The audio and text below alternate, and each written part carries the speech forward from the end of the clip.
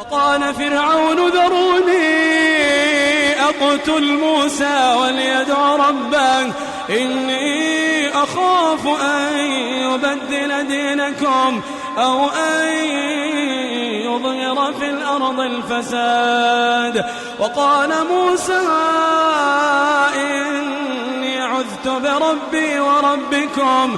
الحمد لله رب العالمين والصلاة والسلام على نبينا محمد وعلى آله وصحبه أجمعين. أما بعد. Et avant de poursuivre dans la traduction de cette conférence, j'aimerais rappeler à nos frères et sœurs qui vivent en France, vu la situation actuelle qu'ils sont en train de vivre, avec les attentats qui ont été commis ou qui ont été perpétrés ces derniers jours. Donc j'aimerais rappeler à mes frères et sœurs le devoir de patienter et d'endurer et de supporter ces épreuves, car la tension envers les musulmans augmente ces derniers jours et la situation est très compliquée.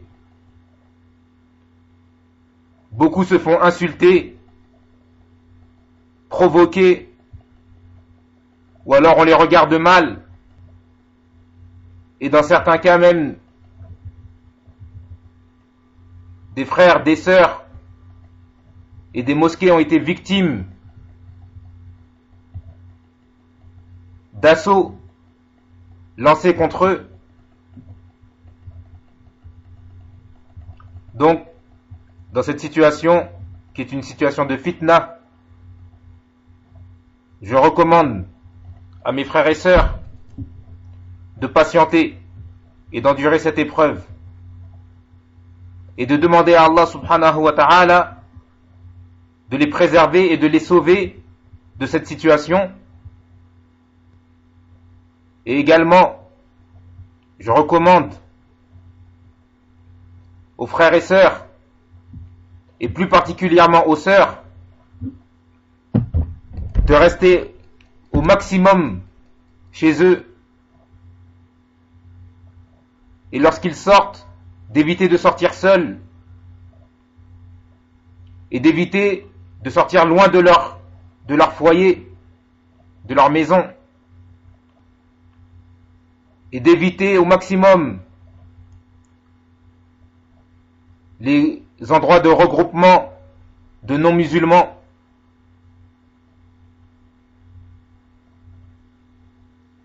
Et nous demandons à Allah subhanahu wa ta'ala de préserver la communauté de Mohammed sallallahu alayhi wa sallam en France et ailleurs. Et ceci, cette épreuve par laquelle nos frères et sœurs sont en train de passer en France, nous prouve une fois de plus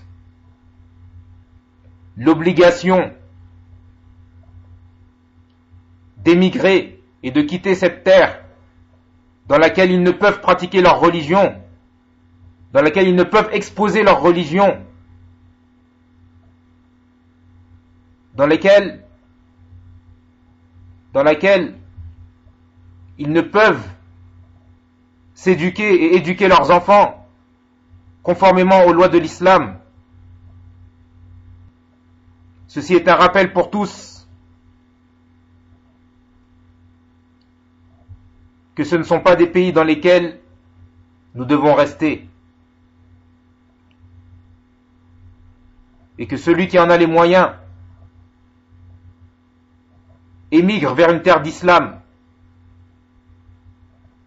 où il pourra pratiquer sa religion sans craindre les représailles de quiconque ou les insultes de quiconque. Et je rappelle à mes frères et sœurs qu'Allah subhanahu wa ta'ala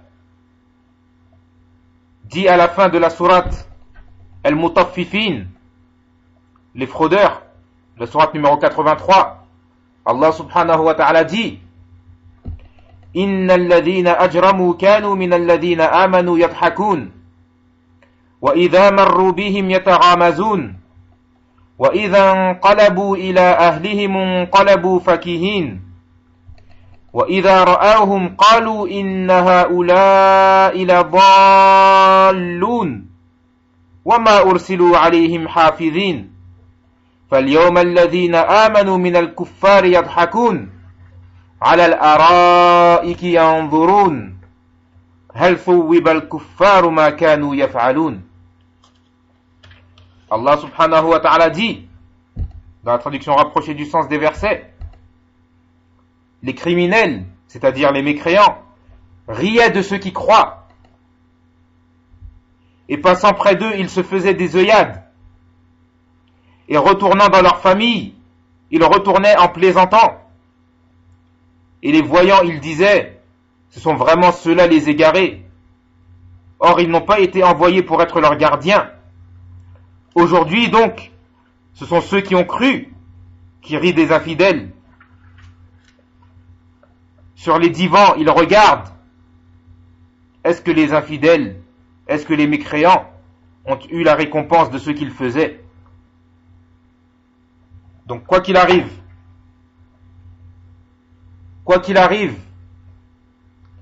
même si le musulman est éprouvé sur cette terre,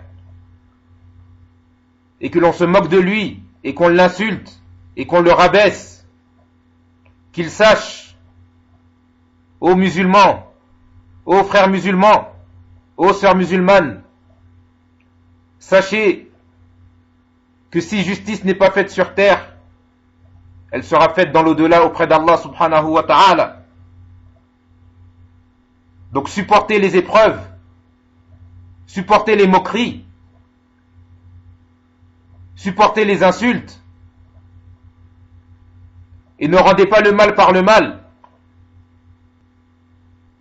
Ne rendez pas le mal par le mal, mais patientez et endurez, tout comme les compagnons du prophète sallallahu alayhi wa sallam, tout comme le prophète et ses compagnons ont enduré les épreuves lorsqu'ils étaient à la Mecque et qu'ils étaient persécutés par les polythéistes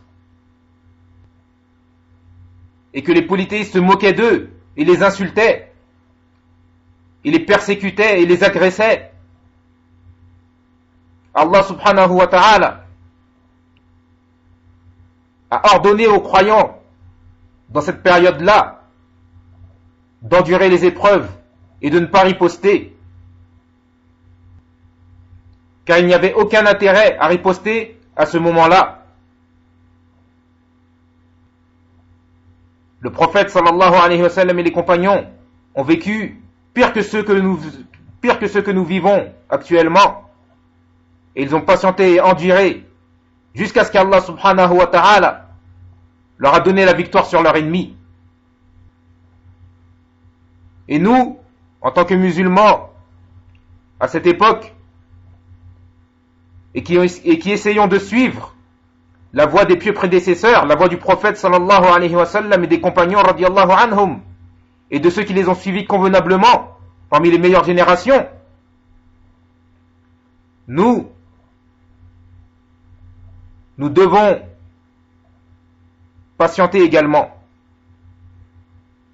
Et nous espérons qu'Allah subhanahu wa ta'ala guidera les non-musulmans à l'islam, qu'ils comprendront que cette religion est la seule religion qui garantit à l'être humain le bonheur et la sérénité sur terre et dans l'au-delà.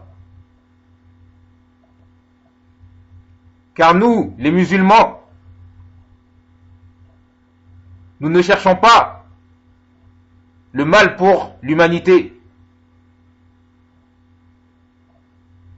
mais nous voulons pour eux tous la guider et le bonheur afin qu'ils obtiennent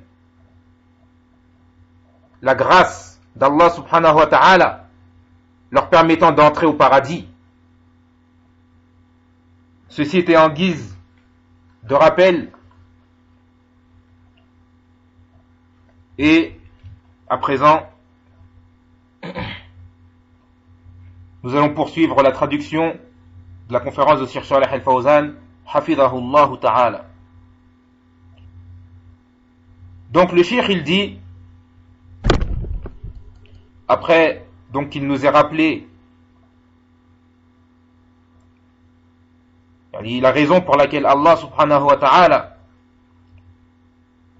nous a ordonné de secourir le prophète sallallahu alayhi wa sallam, en disant que le prophète sallallahu alayhi wa sallam n'a pas besoin de notre secours, et qu'Allah subhanahu wa ta'ala est capable de le secourir de lui-même, et il l'a certes secouru. Mais le cheikh il nous a bien expliqué, comme vous avez entendu hier, il nous a bien expliqué qu'Allah subhanahu wa ta'ala nous a ordonné de secourir le prophète sallallahu alayhi wa sallam, et que cela c'est dans notre intérêt à nous-mêmes, afin que nous obtenions les meilleures récompenses auprès d'Allah subhanahu wa ta'ala. Donc ensuite le cheikh il dit, هذه هي الحكمة في أن الله طلب منا نصرة رسوله صلى الله عليه وسلم وإلا فالله قادر على نصرته. Donc ceci est la raison pour laquelle Allah nous a demandé de secourir son messager sallallahu alayhi wa sallam.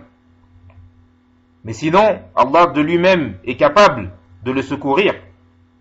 قال تعالى إلا تنصروه فقد نصره الله إذ أخرجه الذين كفروا ثاني اثنين إذ هما في الغار إذ يقول لصاحبه لا تحزن إن الله معنا فأنزل الله سكينته عليه وأيده بجنود لم تروها وجعل كلمة الذين كفروا السفلى وكلمة الله هي العليا والله عزيز حكيم.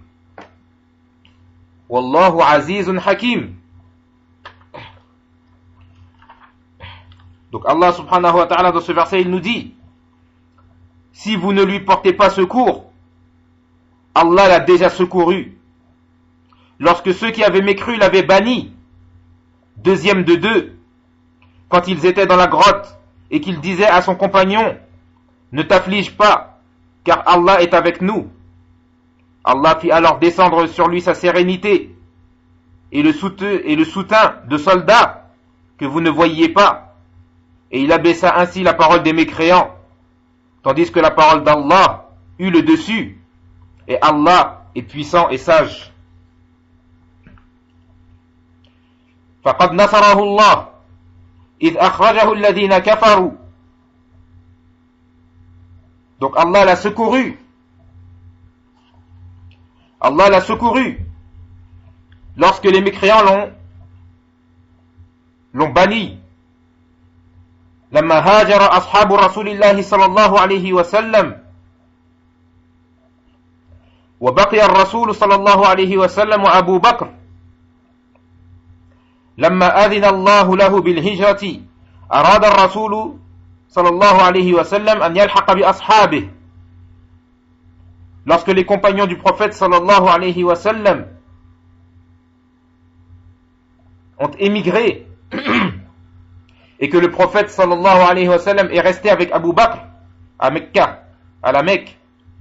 Puis Allah subhanahu wa ta'ala lui a autorisé d'émigrer. Et donc le prophète sallallahu alayhi wa sallam a voulu donc rejoindre ses compagnons. سمع المشركون بذلك فأرادوا منعه أن يلحق بأصحابه. Les polythéistes ont entendu cela, ont entendu que le prophète sallallahu alayhi wa sallam voulait émigrer et rejoindre ses compagnons, et ils ont voulu l'en empêcher. يخافون أن تكون له دولة وأن يكون عنده أنصار وأعوان فتمالأوا وتشاوروا فيما بينهم فجاءهم الشيطان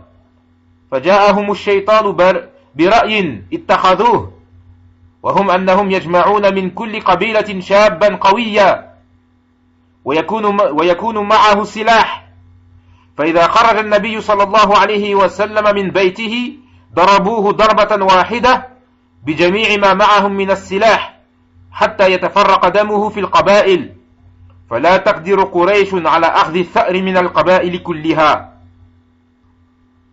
Donc les polythéistes, lorsqu'ils ont entendu que le prophète sallallahu alayhi wa sallam voulait émigrer, ils ont voulu l'en empêcher afin qu'il ne rejoigne pas ses compagnons. Ils avaient peur qu'il fonde un pays, un État. Ils avaient peur qu'il fonde un État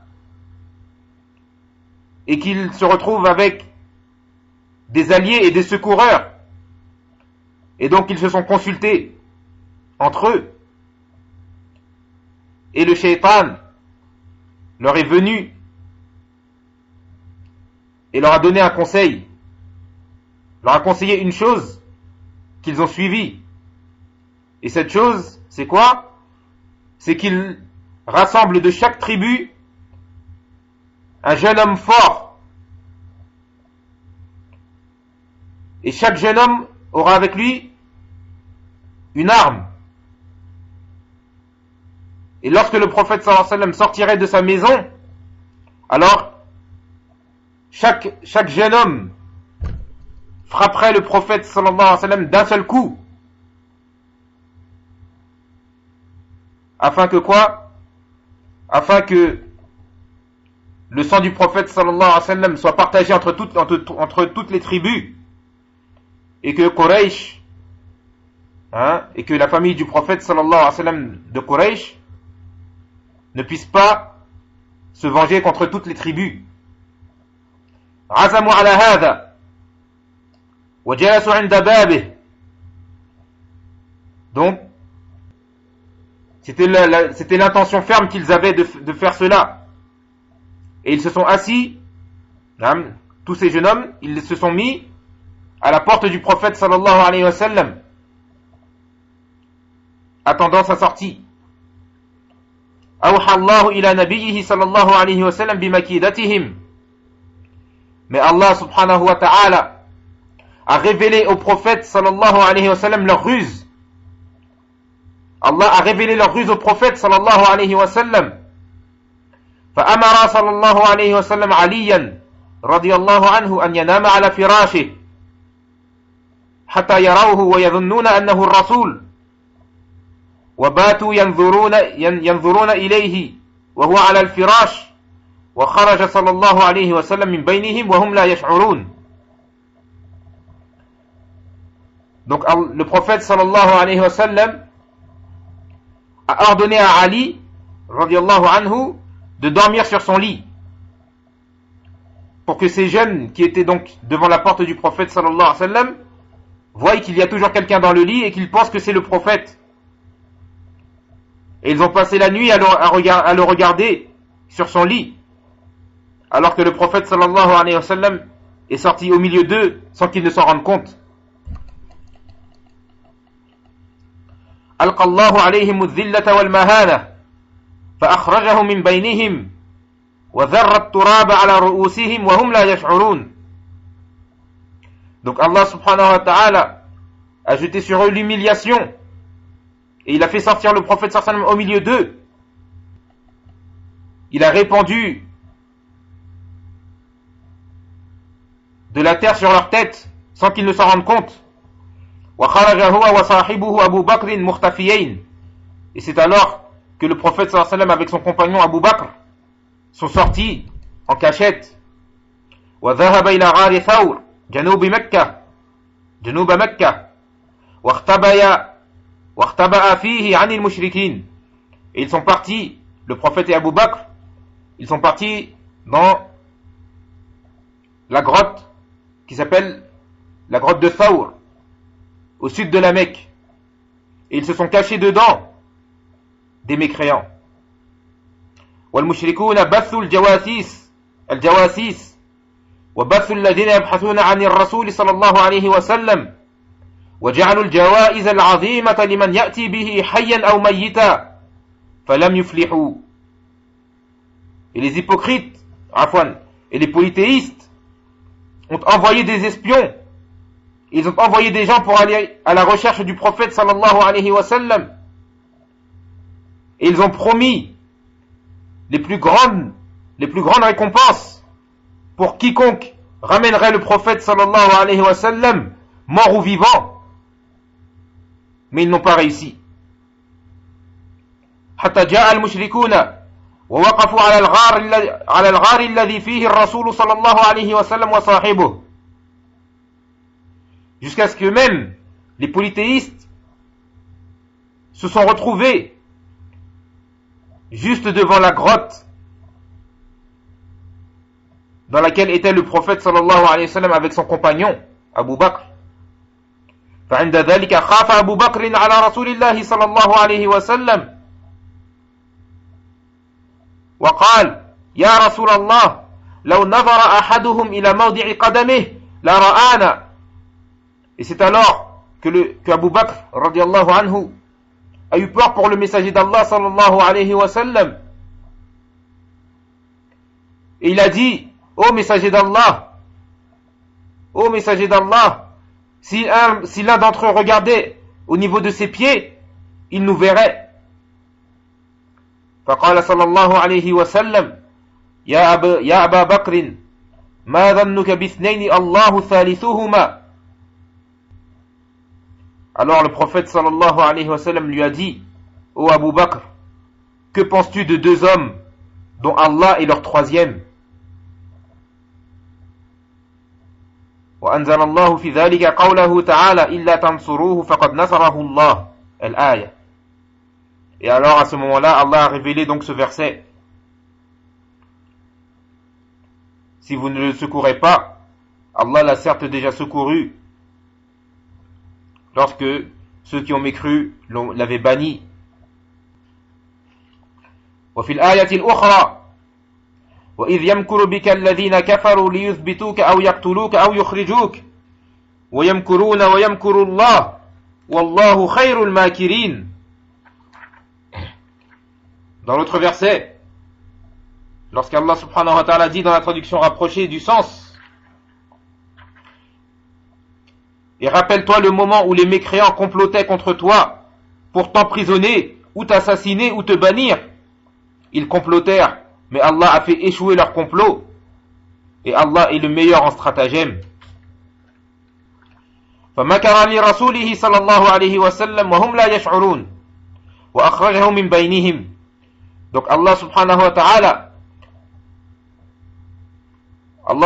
ta'ala a rusé contre les mécréants pour protéger son prophète, et il est sorti au milieu d'eux sans qu'ils ne s'en rendent compte. فهذه نصرة من الله جل وعلا لرسوله. Donc ceci est un secours venant d'Allah à son messager. لحق بأصحابه واجتمع حوله المهاجرون والأنصار.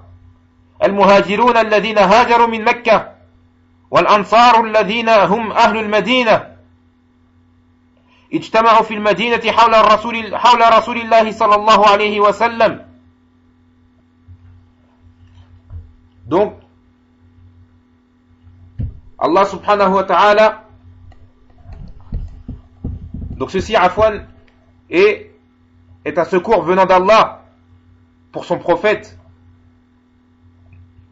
jusqu'à ce que le prophète sallallahu alayhi wa sallam a pu rejoindre ses compagnons, et autour de lui se sont réunis les muhajiroun et les ansar. Les muhajiroun, ceux qui ont émigré de la Mecque, et les ansar, ce sont les gens de Médine, les habitants de Médine. اجتمعوا في المدينة حول رسول الله صلى الله عليه وسلم فكون منهم جيشا عظيما. Donc ils se sont réunis tous autour du prophète sallallahu alayhi wa sallam à Médine, et le prophète sallallahu alayhi wa sallam a fondé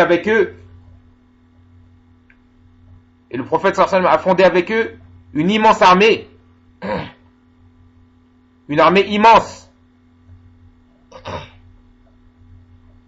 فجاء صلى الله عليه وسلم في السنة الثامنة من الهجرة ومعه 10,000 من جنود الله مدججون بالسلاح. Et donc le prophète sallallahu alayhi wa sallam, dans l'an 8 de l'Hégire, 8 ans après son émigration, 8 ans après la Hijra, 8 ans après l'Hégire, le prophète sallallahu alayhi wa sallam est venu à la Mecque avec 10 000 hommes armés jusqu'aux dents. انظروا خرج ثاني اثنين وبعد سنوات قليلة جاء بجند مجند من صحابته المهاجرين والأنصار 10,000 مدججين بالسلاح وفتح الله له مكة وعند ذلك تمكن من المشركين. Donc regardez, il est sorti, lorsqu'il a émigré, le prophète sallallahu alayhi wa sallam est sorti alors qu'il n'était que deux, lui et Abu Bakr. Et après quelques années, il est revenu à la Mecque avec une armée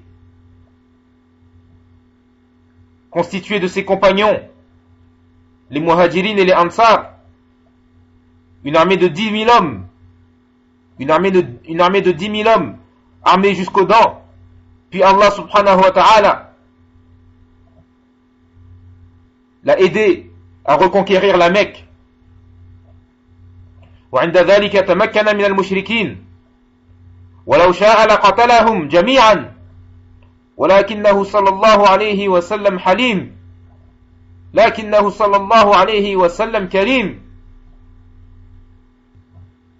فاجتمعوا في المسجد الحرام ينتظرون ماذا يفعل بهم رسول الله صلى الله عليه وسلم بعدما فعلوا الأفاعيل.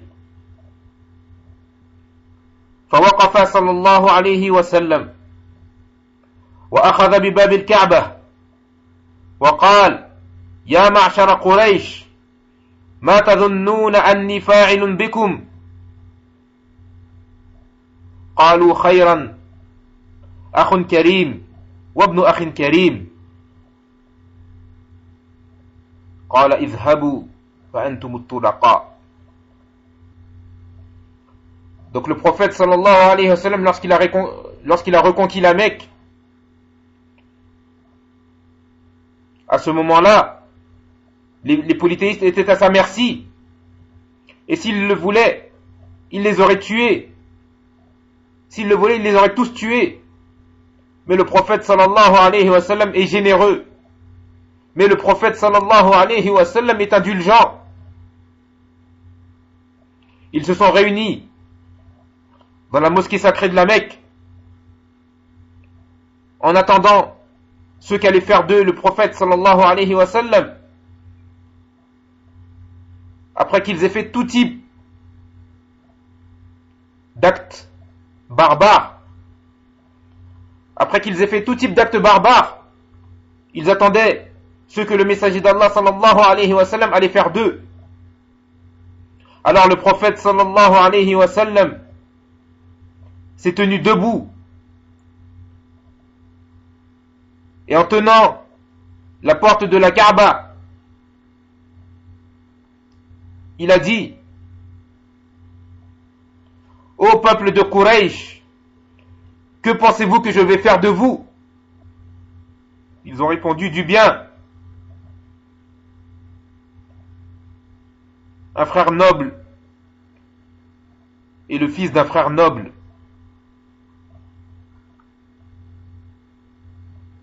Alors le prophète sallallahu alayhi wa sallam leur a dit: partez, vous êtes libres. Partez, vous êtes libres. فعفى عنهم صلى الله عليه وسلم بعدما تمكن منهم وقد آذوه وقد ضايقوه لكنهم لم يضروه والحمد لله عصمه الله منهم وحماه منهم ونصره وأعزه. Donc le prophète sallallahu alayhi wa sallam les a excusés après qu'ils furent à sa merci, alors qu'il l'avait persécuté, et alors qu'il lui avait fait, et alors qu'il lui avait porté préjudice. Mais quoi qu'il arrive, ils n'ont pas pu lui nuire. Walhamdulillah, car Allah l'a protégé d'eux, et Allah l'a préservé de leur mal, et Allah l'a secouru, et lui a donné la suprématie sur eux. Nous allons nous arrêter là pour aujourd'hui, Inch'Allah. هذا وصلى الله على نبينا محمد وعلى آله وصحبه أجمعين والحمد لله رب العالمين.